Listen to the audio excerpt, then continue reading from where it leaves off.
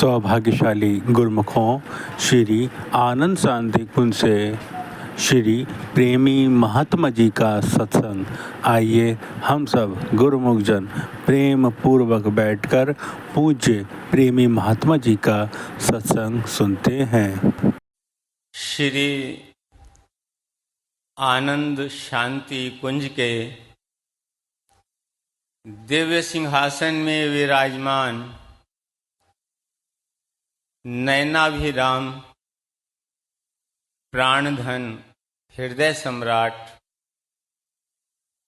श्री श्री 108 श्री परमहंस दाता दयाल जी के अलौकिक स्वरूप को मन मंदिर में बसाते हुए एवं श्री हजूर सद्गुरुदेव दाता दयाल जी के पावन दर्शन करते हुए प्रेम सहित मिलकर बोलो जयकारा बोल मेरे श्री गुरु महाराज जी की जय। आज 12 अक्टूबर सन 2024 हमारे प्राणों में रचे हुए, हमारे नयनों में समाये हुए जगत वंदनीय श्री श्री 108 श्री परमहंस दाता दयाल श्री सद्गुरुदेव श्री पंचम पातशाही जी महाराज का महापरिनिर्वाण दिवस है।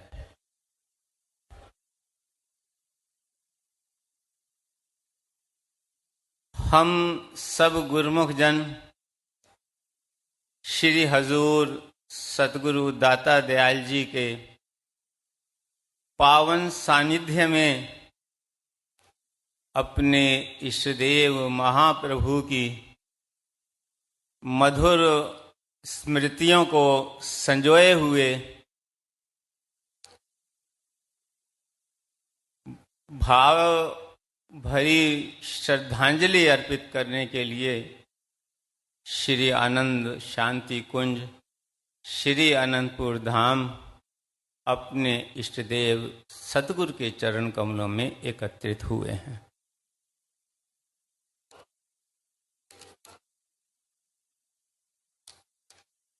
श्री आनंद शांति कुंज में विराजे श्री भगवान मुक्त करों से दे रहे सबको भक्ति दान, एकाग्रचित कर रहे सब श्री चरणों का ध्यान, चहुं दिशा में हो रहा महिमा उपमा का गान।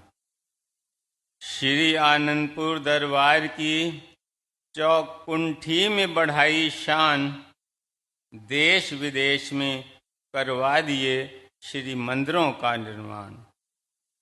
तब उपकारों का प्रभु हो ना सके बखान, परमारथ हित प्रकट हुए आप स्वयं भगवान। मन के मंदिर में रहो सदा शोभायमान, श्रद्धा सुमन अर्पित करूं शत शत कोटि प्रणाम। अपनी ओर से समस्त संत मंडली की ओर से और उपस्थित सब गुरुमुख संगत की ओर से एवं देश विदेश में बैठे लाखों गुरुमुख जो इस समय अंतर्भाव से अपने इष्टदेव सतगुरु के चरणों से जुड़े हुए हैं, उन सब की तरफ से अपने इष्टदेव महाप्रभु श्री सद्गुरुदेव दाता दयाल जी के चरणों में हार्दिक श्रद्धांजलि अर्पित करता हूँ।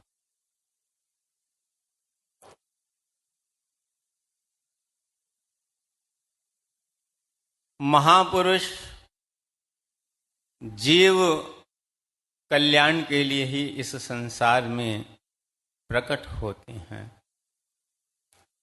यूं तो वो हर पल हर क्षण अपने सेवकों के प्राणों में बसे रहते हैं, रोम रोम में समाये रहते हैं। श्री सद्गुरुदेव दाता दयाल श्री पंचम पातशाही जी महाराज के ये वचन भी हैं कि जो प्रेमी सच्चे हृदय से हमें याद करते हैं, हम उन्हीं गुरुमुखों के हृदय के अंदर सदा निवास करते हैं।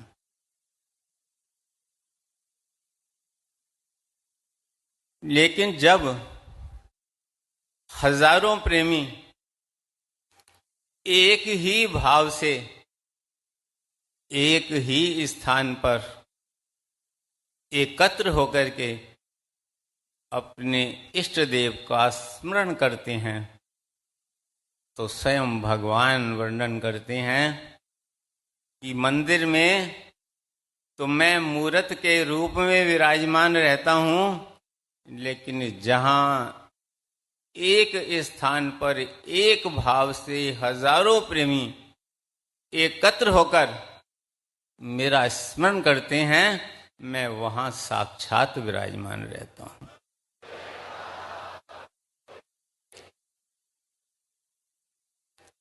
श्री हजूर सद्गुरुदेव दाता दयाल जी के ये पावन वचन हैं कि महापुरुष जब एक बार इस धरती पर प्रकट हो जाते हैं तो वो फिर कहीं जाते नहीं हैं। फर्क इतना होता है, जब तक उनकी मौज होती है इस धरा पर सुंदर सिंहासन पर विराजमान होकर जीवों का कल्याण करते हैं, उन्हें अपने आशीर्वाद से, अपनी लीलाओं से, अपने प्यार से निहाल करते हैं। और जब उनकी मौज होती है तो वो प्रेमियों के हृदय के सिंहासन पर विराजमान होकर के उन्हें सदा निहाल करते रहते हैं।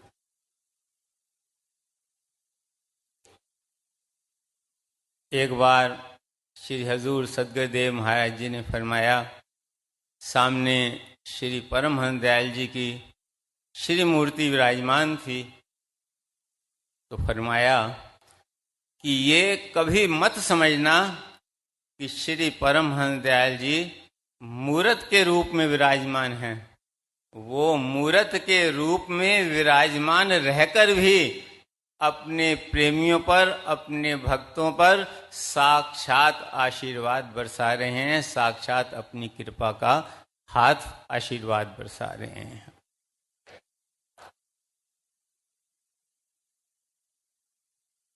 और हमारे इष्ट देव महाप्रभु के जो ये वचन हैं, जो गुरुमुखों ने अपने कानों से भी सुने हैं और संतजनों से सत्संग में भी सुने हैं, कि श्री गुरु महाराज जी ये वचन फरमाया करते थे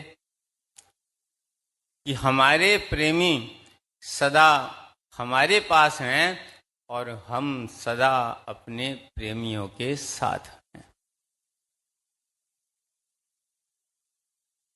और इस वचन को उन्होंने जो ये वचन अपने प्रेमियों को दिया है, इसे आज तक निभा रहे हैं। प्रेमियों को जब कभी किसी उलझन में होते हैं तो रहनुमा बन करके सुलझा देते हैं, कहीं भटक रहे होते हैं तो उन्हें राह दिखा देते हैं, कहीं गिरने लगते हैं तो हाथ पकड़कर उठा लेते हैं।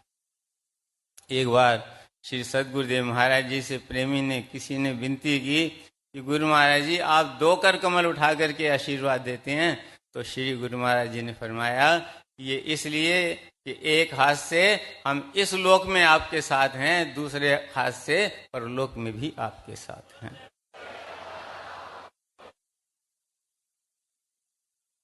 एक प्रेमी ने श्री चरणों में विनती की कि श्री गुरु महाराज जी हम दूर देशों में रहते हैं, पावन दर्शन करने के लिए तो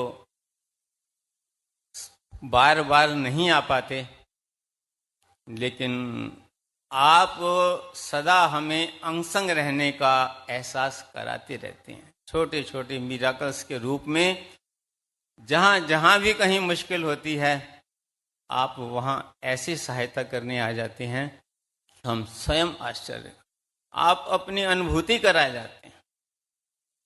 जैसे वर्णन किया है वाणी में, साहिब फरमाते हैं, भूले सिख गुरु समझावे, औझड़ जान दे मार्ग लावे, तिस गुरु सेव सदा दिन राती, दुख भंजन संग सखाता है। इस सदगुरु की ये महिमा है कि वो अपने सेवक को भटकने नहीं देते। जैसे अभी श्री सदगुरुदेव महाराज जी ने अपने वचनों में फरमाया कि वो जीवों के कल्याण के लिए आते हैं। उन्होंने जितना भी कार्य करा है, ये जो श्री अनंतपुर दरबार की विशाल रचना रचाई है, इसे देश विदेश तक घट घट तक पहुंचाया है, तो केवल इसीलिए कि जीवों के कल्याण के लिए। अपने तन पर अनेकों कष्ट उठाए, अपने तन पर कष्ट उठाकर कष्ट जहां का हरते हैं, प्रेमी भक्तों के दामन में सच्ची खुशियां भरते। एक प्रेमी ने विनती की कि श्री गुरु महाराज जी, कभी कभी आराम भी कर लिया करो। तो श्री गुरु महाराज जी ने फरमाया कि हमारा अवतार आराम करने के लिए नहीं, अपने प्रेमियों को आराम देने के लिए हुआ है। तो ये महापुरुषों की कृपा है। कुछ समय पहले की बात है, एक प्रेमी परिवार, बहुत समय से अनन्य प्रेमी हैं गुरु दरबार के, और लगभग हर त्योहार पर दर्शन करने के लिए आते हैं। वर्षों से उनका ये नियम बना हुआ है। तो एक निश्चित अमाउंट, जो इतनी भी उनकी श्रद्धा है, अपने गुरु महाराज जी के चरण कमलों में भेंट करते हैं। एक बार श्री हजूर सदगुरुदेव महाराज जी ने फरमाया, बस इतना ही। श्री गुरु महाराज ने अपने मुखार में से उनको बड़े अमाउंट की सेवा लगा दी। उन्होंने श्री चरणों में सिर झुकाया और विनती की, गुरु महाराज जी, आप ही की कृपा होगी, आप ही देंगे, हम तो पहुंचाने वाले हैं। अब बात जो है यहीं खत्म हुई। उसने सोचा कि जब कभी उनकी कृपा होगी तो मैं उनका वचन पूरा कर दूंगा, और वो फिर उसी प्रकार आते रहे, उसी प्रकार सेवा करते रहे। लेकिन कहते हैं, सतगुरु मारा तान कर, शब्द सुरंगी बाण, मेरा मारा फिर जिए तो हाथ न गहूं कमान। ये सतगुरु की महिमा है, सतगुरु के वचन की ताकत होती है। जो सच्चा शिष्य होता है, उसके हृदय में वो जो वचन है, वो हमेशा उसको जो है याद दिलाता रहता है, याद दिलाता रहता है। एक दिन वो पावन दर्शन करने के लिए आए, और जो अमाउंट श्री गुरु महाराज जी ने फरमाया था, वो अमाउंट, उसमें का कुछ हिस्सा गुरु महाराज के चरणों में भेंट किया।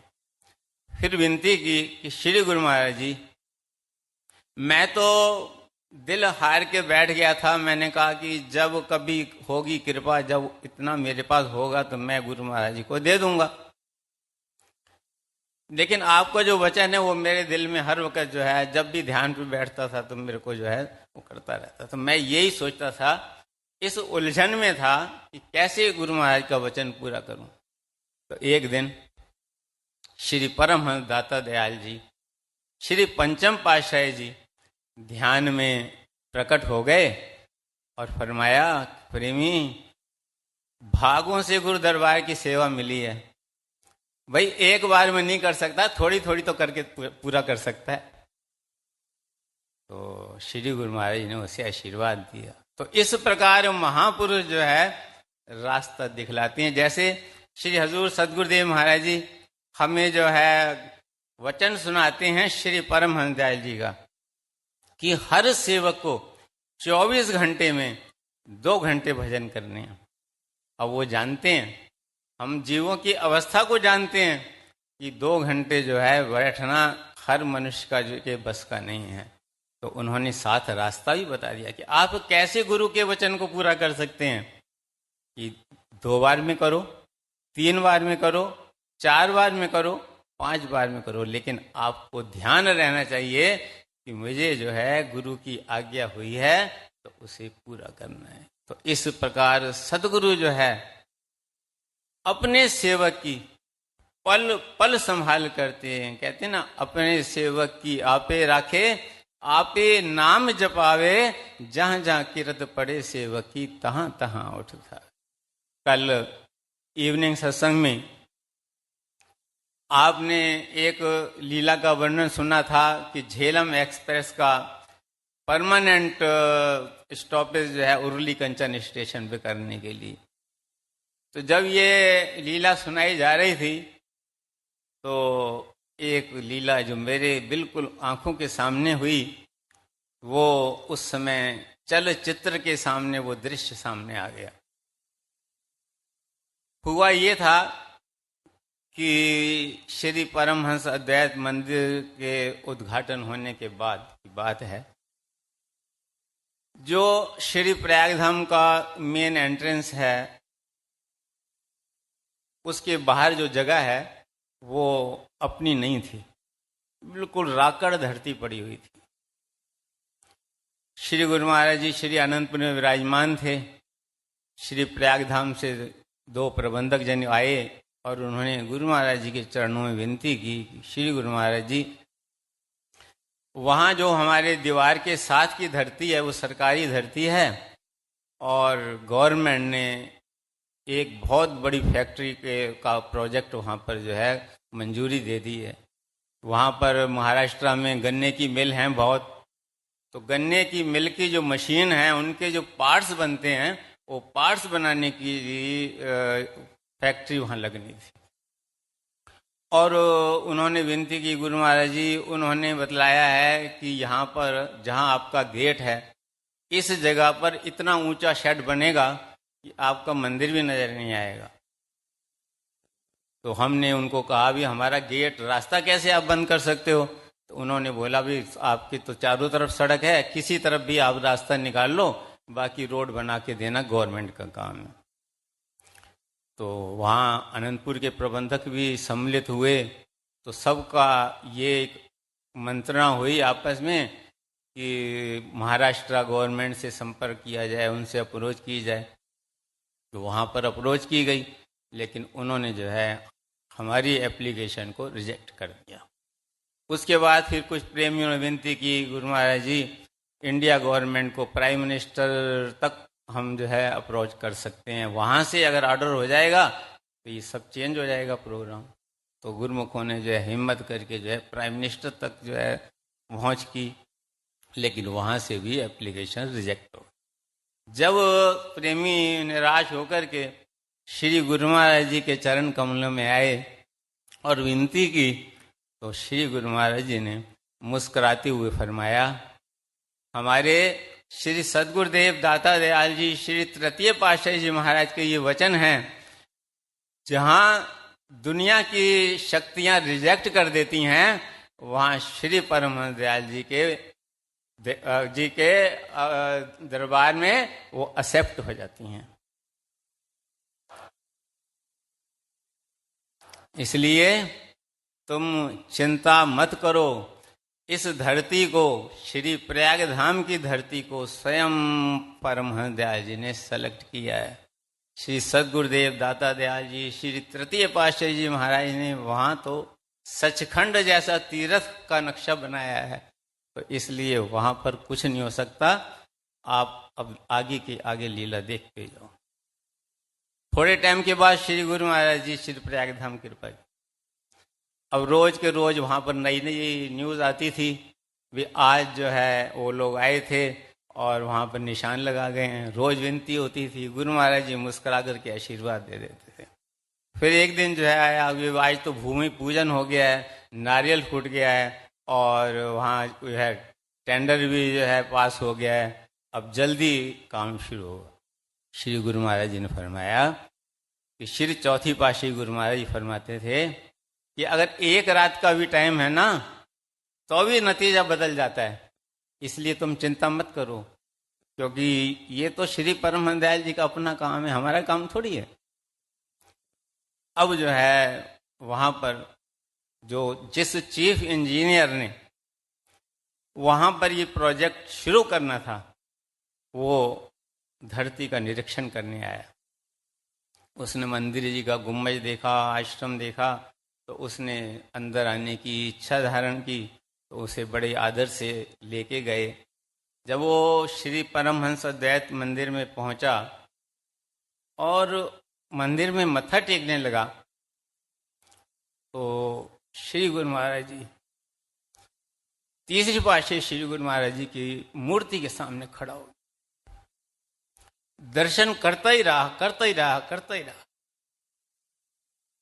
उसने फिर मंदिर में मत्था टेक के एक ही शब्द बोला, जो संत जन साथ थे, महात्मा आत्म सुखानंद जी थे, महात्मा पूर्ण श्रद्धानंद जी थे, महात्मा योग नित्यानंद जी थे, कि जो हजूर श्री गुरु महाराज जी हैं, क्या उनके दर्शन हो सकते हैं? श्री गुरु महाराज जी ने उन्हें पहले ही फरमा दिया था, अगर वो इच्छा धारण करे तो टाइम मत देखना, तुरंत उसको लेकर के आना। अब वो जब पावन दर्शन करने वहां पहुंचा और श्री गुरु महाराज की तरफ देखा, श्री गुरु महाराज ने उस पर आशीर्वाद देते हुए दृष्टि डाली, उसकी आंखों से आंसू बहे। श्री गुरु महाराज ने बड़े प्रेम से उसे आशीर्वाद दिया। उसकी तो आंखें नहीं खुल रही थीं और ना नेत्रों से जल की धारा रुक रही थी। उसको श्री गुरु महाराज जी ने एक वचन फरमाया कि अरोरा साहब, हमारा एक वचन याद करना, ये तो संतों की सेवा है। संतजन जो तुम्हें सेवा बताएं, अगर तुम में शक्ति है तो उसको जो है सेवा को पूरा कर। वो एक वचन भी बोल ही नहीं पा रहा था। प्रसाद लिया, सिर झुकाया, और जब गेस्ट हाउस में आया, बैठा, तो महात्मा पूर्ण श्रद्धानंद ने उससे पूछा कि आप तो ऐसा लग रहा है कि जैसे श्री गुरु महाराज जी आपको पहचानते हैं, आप उनको पहचानते हो। उसने कहा कि महात्मा जी, हमारे घर में जो मंदिर में तीसरी पातशाही गुरु महाराज जी विराजमान हैं और जिनके अभी मैंने साक्षात दर्शन किए, इनकी मूर्ति की पूजा न जाने कितनों सालों से हो रही है। मेरी माँ ने मुझसे कितनी बार कहा था कि अगर धरती पर भगवान के दर्शन करने हैं तो कभी अनंतपुर जाना और इनके दर्शन करना, लेकिन मुझे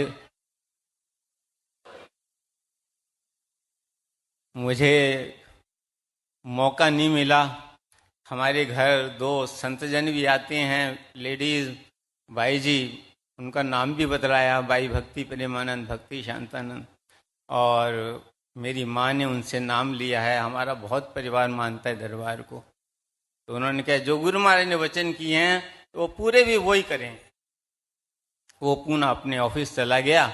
2 दिन के बाद लेटर आ गया कि यहाँ इस धरती पर पानी ना होने के कारण ये प्रोजेक्ट यहाँ नहीं हो पाएगा, गवर्नमेंट उसके लिए दूसरी धरती सेलेक्ट करेगी।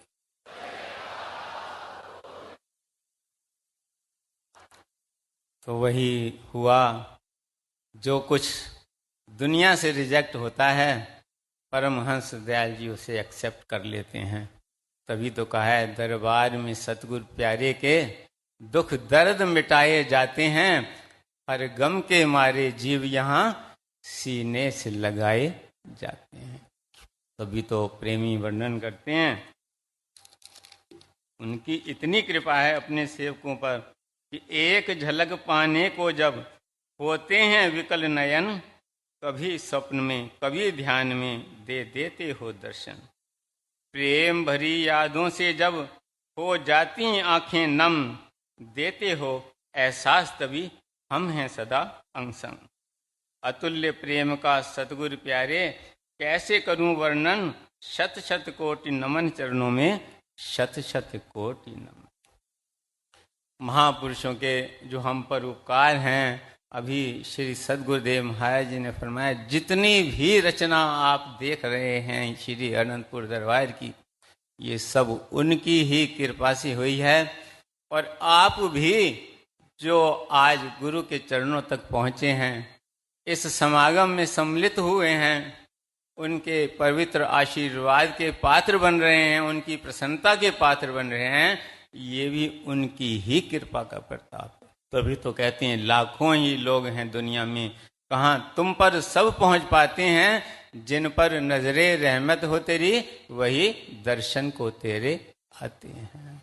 बस हम सबका कर्तव्य है, जैसे उन्होंने अथक परिश्रम किया और हमें वचन दिया कि हम सदा तुम्हारे साथ हैं, तो हम भी अपना वचन निभाएं कि भक्ति के 5 नियमों की पालना करें। 2 घंटे सिमरन का जो आदेश श्री परमहंस दयाल जी ने हमें दिया है हमारे ही कल्याण के लिए, उस वचन को भी निभाएं। अगर हम इस प्रकार करेंगे तो उनकी कृपा, उनकी प्रसन्नता, उनके प्यार के सदा पात्र बने रहेंगे। अंत में एक प्रार्थना सी है, आप मिलकर पढ़ें। जब तक सूरज चंदा तारे, धरती और गगन, बसे रहो मेरे सतगुरु प्यारे, हम सब प्रेमियों के मन। अमर प्रेम की अमर लीलाएं करते रहें वर्णन, तुम स्वामी तेरे दास बने हम, युग युग जन्म जन्म। बस इस प्रकार अपने हृदय का भाव रखते हुए पूर्ण श्रद्धा से, पूर्ण निष्ठा से जब हम भक्ति के पथ पर चलेंगे तो महापुरुषों की कृपा, उनकी दयालुता, उनकी कृपा और प्यार हम पर सदा सदा सदा ऐसे ही बरसता रहेगा जैसे आज और इस समय बरस रहा है। बोलो जयकारा बोल मेरे श्री। आज के शुभ सत्संग की आप सभी गुरुमुखों को लाखों लाख बधाई हो। बोलो जयकारा बोल मेरे श्री गुरु महाराज जी की जय। श्री आनंद शांति कुंजवासी भगवान की जय।